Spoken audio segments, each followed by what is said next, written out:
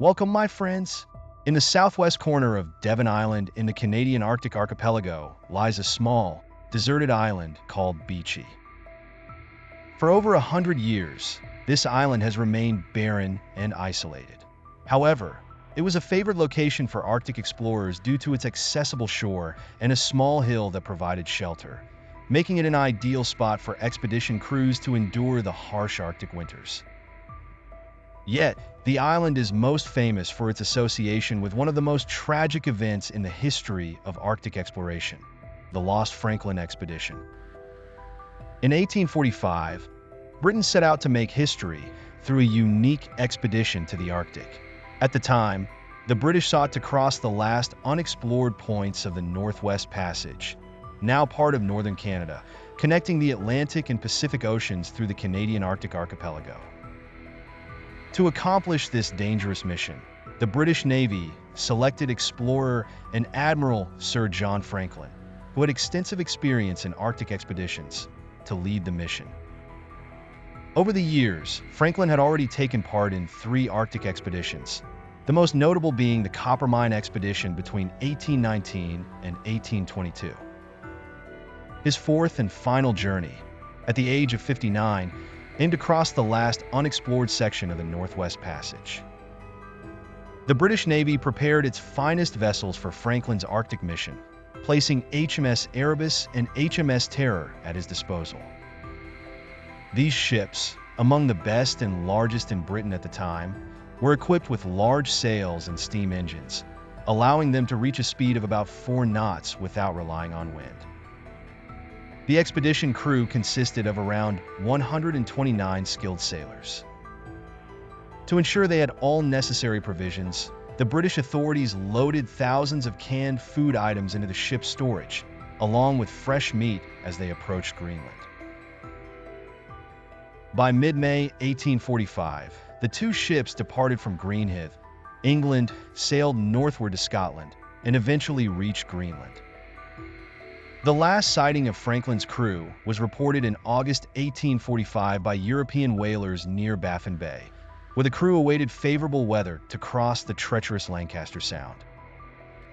In 1848, the British Navy began searching for the lost expedition under pressure from Franklin's wife, Jane Lady Franklin, and others. Several expeditions were launched to locate Franklin's crew, partly due to Franklin's fame and a reward offered by the Admiralty for anyone who could discover his fate. By 1850, 11 British ships and 2 American ships were involved in the search.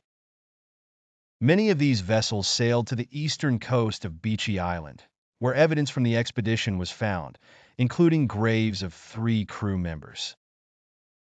In 1854, explorer John Ray surveyed near the southeastern coast of King William Island and uncovered clues and stories about Franklin's team from the Inuit people. Then, in 1859, a search team led by Francis Leopold McClintock discovered a note left by Franklin on King William Island, detailing the expedition's tragic fate. The search for Franklin's crew continued throughout the 19th century. Finally, in 2014, a Canadian search team located the wreck of HMS Erebus west of O'Reilly Island, in the eastern part of Queen Maud Gulf in the waters of the Arctic archipelago. 2 years later, the wreck of HMS Terror was found in good condition south of King William Island by the Polar Research Foundation. In 1981, a team of scientists led by Owen Beattie, an anthropology professor from the University of Alberta, conducted a series of scientific studies on graves, bodies, and other physical evidence left behind by Franklin's men on Beachy and King William Islands. They concluded that the men buried on Beachy Island likely died from pneumonia and tuberculosis, potentially worsened by lead poisoning due to poorly soldered cans in the ship's food stores. Later, it was suggested that the lead source might have been from the distilled water systems installed on the ships.